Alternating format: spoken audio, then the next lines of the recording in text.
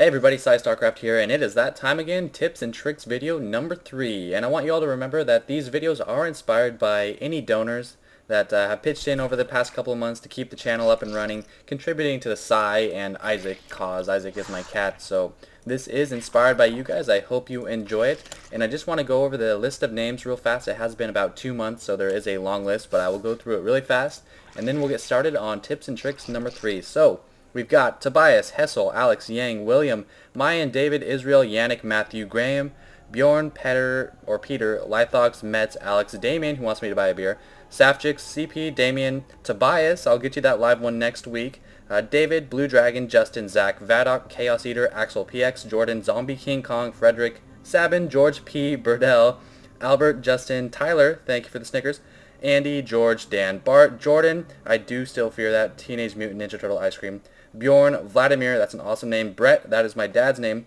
Philip, Soren, Altered Ego, Stevo, okayeyes, Gary, Wandanar, Mike, Wesley, Alexi, PewMcDaddy, Paul, who says, man who go to bed with itchy butt, wake up with smelly finger, Alden, Nudge, Jochen, Bertha, Jason, Guy, Jordan, you will always be my first as well. And finally, my IRL, man love, Corey.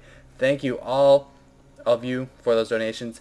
Without further ado, let's get started here. So the first one, pretty simple. If you do have Burrow research, once you reach Lair Tech, a nice way to block expansions and at least ways to scan from Terran players or confuse them a lot is just to burrow in the mineral line. Very similar to just moving a worker around in the mineral line.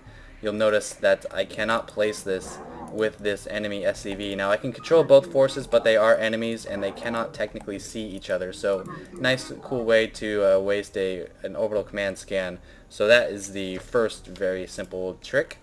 Next one, very similar, is if you do see a command center coming up and you weren't able to block it with burrow, or you don't want to block it with burrow, you can either burrow 10 or so zerglings in the mineral line, or some banelings in the mineral line, and unburrow them and just just completely trash the expansion. Hopefully it's not a planetary fortress and it's an orbital command, but you can see they can just unburrow and do a lot of damage. I'm going to burrow them once again just to show you how well banelings can do in this situation. 6 banelings and a burp in the mineral line, unburrow. Oh, very cool. Very cool. So if you can somehow manage to pull that off, I know it's very APM intensive and it's maybe not the most useful thing to do with your actions, running into mineral lines and burrowing, but pretty cool nonetheless. Next, oh, that's not the right one. Next we have a Terran tip. Oftentimes you'll be going out and hunting creep tumors. It's very important to kill creep tumors that Zerg put up if you can, but sometimes you'll do some damage to one of them and it'll get weak, but you won't want to blow a scan to finish it off. What you can do, if it is weak, this one has full life, but we're just going to do it just for the sake of this video. You can stand a unit in front of it, and with the unit with splash damage like the Hellion, just attack your own unit, and the splash damage will actually hit the creep tumor. You'll notice I can't attack these because technically the blue player can't see them. So let's say it's only got like 1 shot left. You're only going to be hurting your Marauder a little bit, and the creep tumor will go down. So it's kind of a funny little trick. It might or might not be worth it depending on the situation. Now we have something I didn't actually know until a couple days ago. You can actually steal add-ons from the other player. Now it makes sense because you could do that in Starcraft 1, but in Starcraft 2, add-ons actually count as the player's building, so you'd have to destroy their add-ons as well to win the game. Now you kill it, it's still red, it looks like it's functioning as the red player's add-on, and when you press land there isn't any icon telling you that you can land there, but if you do land on it, it's actually pretty cool. It changes colors and it works for you, so you can start researching whatever you want. So pretty neat. You can jack Terran players add-ons if the situation should ever occur.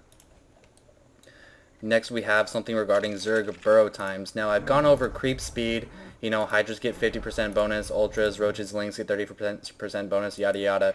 But what about burrow times? It's actually pretty simple. Almost every unit takes 1 second to burrow. Infested Terrans, Hydras, Infestors, Roaches, Banelings, Zerglings, and even Queens just take 1 second to burrow. The only unit that takes 2 seconds to burrow is the Ultralisk, and you can tell because it's got a timer compared to other units that do not have a timer, so 1 second. And he actually takes 2 seconds to unburrow as well, while all other units take 1 second. It makes sense. He's pretty freaking huge. So 2 seconds on the Ultralisk to burrow, 1 on every other creature. the next little tip or trick is regarding splash damage. So these are all controlled by the red player, and I went over the splash in a little tutorial. So we know that splash does hit allied units, and that if they are clustered very closely, it'll actually do 100% damage to each of them. So we'll see if that'll happen here. And yeah, you'll see 35 damage to each zealot. But do Archons and Banelings do splash damage to your own units? We will see here. So I'm just going to attack my own unit, and as you can see, very simple. No splash damage, no friendly fire from the Archon, but the splash damage radius is actually the exact same as the tanks. So units very close to the unit the Archon is attacking would take full damage. A little bit further away would take 50% damage, and a little bit further away would take 25% damage. Of course, there is no friendly fire, so I can't really display that here. And Banelings, similarly, do not do splash damage to your own units, even if you are to blow up on another unit next to your own units. And they actually do full damage to every unit in the radius of the Baneling. So a little bit of information on splash damage there. Now, next we have a very important aspect of the game that I want to try to cover as best as I can.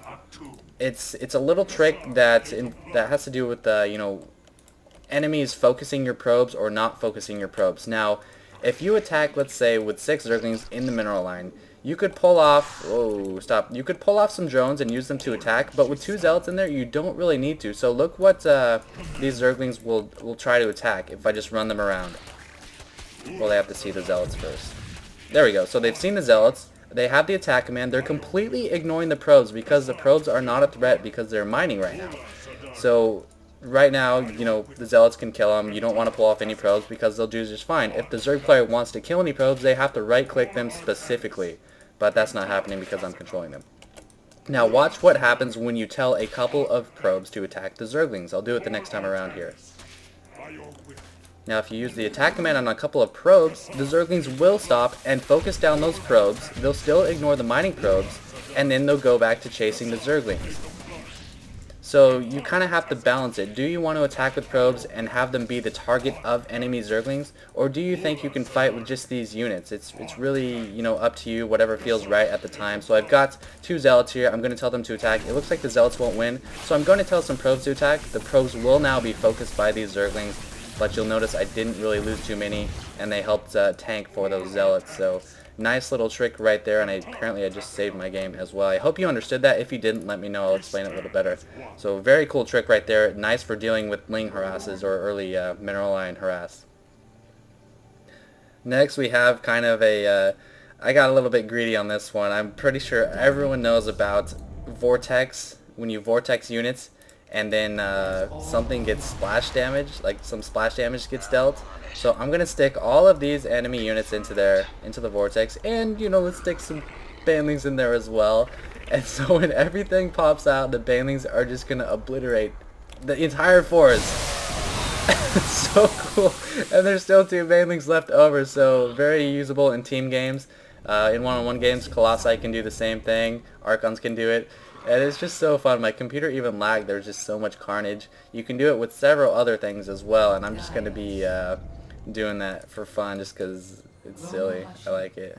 Where am I going? Oh, I'm going down here. Okay. So I'm going to vortex the same amount of units, and I've got about 10 Colossi, probably a little too much than is actually realistic, but you know, it's fun, so I don't really care. I do not have thermal lances. I should have researched that. Oh, I do have thermal lances. Sweet. Just going to stick them next to the vortex. You don't really need to stick the Colossi in the vortex. And when everything pops out, they're going to take a shit ton of splash damage. Oh yeah, so much lag. Well, that is just too cool not to do. And once again, vortex on this cluster of units. And this blue player is extremely smart. He's actually moving all of his units into the vortex because he's pro. Oh, why do I have an extra mothership, don't I? I'm going to siege up 6 tanks in the range of that vortex. And let carnage ensue. Oh yeah, the mothership's even helping. Not enough tanks though, looks like they will get overrun, but I mean, when you start out with a force like this and you end up with a force like that, still very, very cool. Finally, we have the nuke. Now this is by far the coolest application of the mothership vortex and then splash damage thing. Now you have to look at the times. Vortex actually lasts for 20 seconds and nukes take 20 seconds to land. So you pretty much want to start your nuke immediately after the vortex starts. So I'm going to try to time that as well as I can. So I'm just going to hotkey to 1, vortex, okay. I'm probably going to screw this up. Vortex, nuke. Oh yeah, that's perfect. That is perfect. Alright, so the nuke is started immediately after the vortex has gone off. Gonna run my mothership away, gonna run my ghost away, and let's see what happens. Oh yeah. Oh, they didn't even have a chance to get out. They're all dead. Alright, what else do I have here? Oh, okay, I kind of went over this in a little annotation in one of my videos, but it's number of banelings it takes to kill buildings. Banelings are not affected by building armor, so normally it would take 1 extra baneling to kill a planetary fortress because it has 3 armor instead of 1 armor, but because armor isn't an issue, it takes exactly the same. So there's actually, it takes 19 banelings to kill a 1500 HP building. So 20 would be 1600, 19 is 1520 damage. So boom! You see it's got about 150 life left or something like that. 2 more, and it's dead. Now you can do the same to planetary fortresses, but of course, if you try to run just the banelings in alone, they're going to get sniped. You know, a couple shots would go off, you might lose like 8 or 9 banelings or something like that. So I'm going to try to send a decoy zergling in and see if I can bait some of the attacks and then send my banelings in. 1 shot going off on that zergling, and it did work, so I was able to land with all of my my banelings. I think I might have had 20 there, I don't know. So that's kind of cool. Now you know exactly how many you need to snipe a building. Just do the math for the Nexus. So yeah. Next we have Immortals. Of course Immortals will only take 10 damage with their hardened shields from siege tank fire. You can see here 10 damage. You took 10 damage. Very cool though, hallucinated Immortals actually take, or they actually use their hardened shields as well. Only hallucinations take double damage, so you'll notice they take 20 damage instead of 10 damage. So they are very good tanks against tanks. And it's just pretty cool, but hallucinations don't get armor. You can see even with 1 armor, this tank does a full 100 damage. So hallucinated Immortals, pretty nice. And I covered this in another annotation as well, but you can make 4 probes at once. You can make 2 zealots at once, 2 stalkers at once, and 2 high templar at once. So it's pretty cool. You know, I'm just gonna like pretend to mine or something like that. I don't know. They can't actually mine. See, it's great out there. Alrighty. Team games, this might be pretty useful. We have a Protoss army fighting a Zerg army. It looks like the Protoss army is outnumbering the Zerg army, but let's just see what happens. Not going to micro at all. Taking some damage here. Stalkers going, okay, maybe I'll micro a little bit. Sticking the Immortals at the front. More Stalkers taking damage. Immortals, hardened shields about to go out. 1 Immortal getting a bit low. The toss is victorious, however. And he's got a couple weak Immortals, and that's not good. He doesn't want weak Immortals, so what's he going to do? He's going to send his Immortals to the Terran army, and the Terran army is going to repair them. I did not change a thing. This is how the game works. You can repair Protoss mechanical units. Very, very awesome. Of course, it will use minerals and gas based on the cost of the unit. But, you know, if you're ever in some downtime and you got some weak mechanical units as a TOS user, just send them to the Protoss or to the Terran base. You'll be cool. You'll be dandy. Next, we have something that will hardly ever be used, and I don't know why I'm even showing it in the first place, but I might as well just because. Let me, actually, you know what, I need to kill off some supply first. You know, I don't even need to kill off supply. Anyway, I have Chrono Boosted a probe, and I've built a Nexus. What do I do with this Nexus? Well, as a Zerg player, I'm going to use it to increase my larva production. So, let's build 3 Overlords at each hatchery at about the same time. I'm going to Chrono Boost 1 hatchery, and it's going to produce larva a lot faster, approximately 50% faster, you can see the larva right there, than this other hatchery. So 1 larva, 1 larva. Now watch when the second larva pops out right now. Now we'll look at this hatchery. No larva for a long time. So you can Chrono Boost your hatcheries to increase larva production. You can Chrono Boost your buildings to increase research. Pretty much like you would expect Chrono Boost to work. It's just kind of cool seeing it on Zerg buildings. And also Terran units as well. Now the one downside to Chrono Boosting Zerg instead of Terran is you can't actually Chrono Boost Zerg eggs. Like if you build an Overlord, you can't click on the egg. You can't Chrono Boost any uprooting or rooting.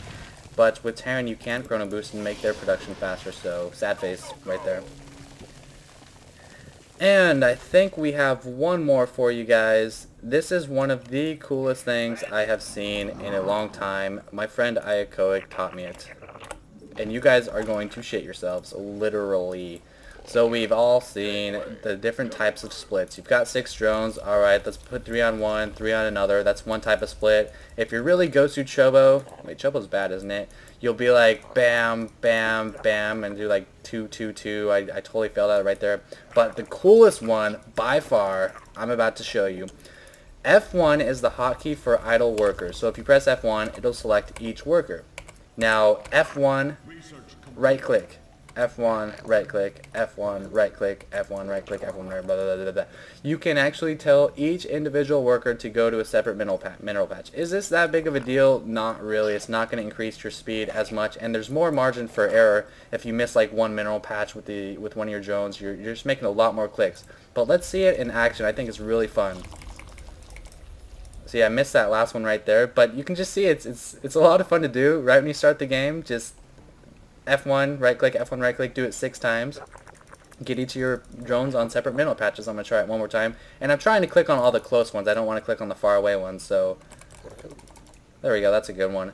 And that just makes you look so Gosu. So, if your friends are like watching you and you do that, you will look so good, even though it doesn't really matter that much. Another more, probably more realistic approach to this is as the game starts, hold control and press F1. And that's going to make it so you don't have to drag your drones. So, let's say game starts. Control F1 right click and then just take out 3 and stick them on the other patch. So that is it, guys. I saved best for last. I really like that trick. I hope you enjoyed it. I have a small list for the next tips and tricks thing, but be sure to send me messages with the ideas and stuff like that because I might not have enough just yet. Hope you enjoyed it. Once again, thanks to everyone who donated. I do have a donation link in the left side of my channel page. But that is it. I love you all. You guys just make me so happy in the pants. And thanks for watching. As always, suicide bailing. Bleh.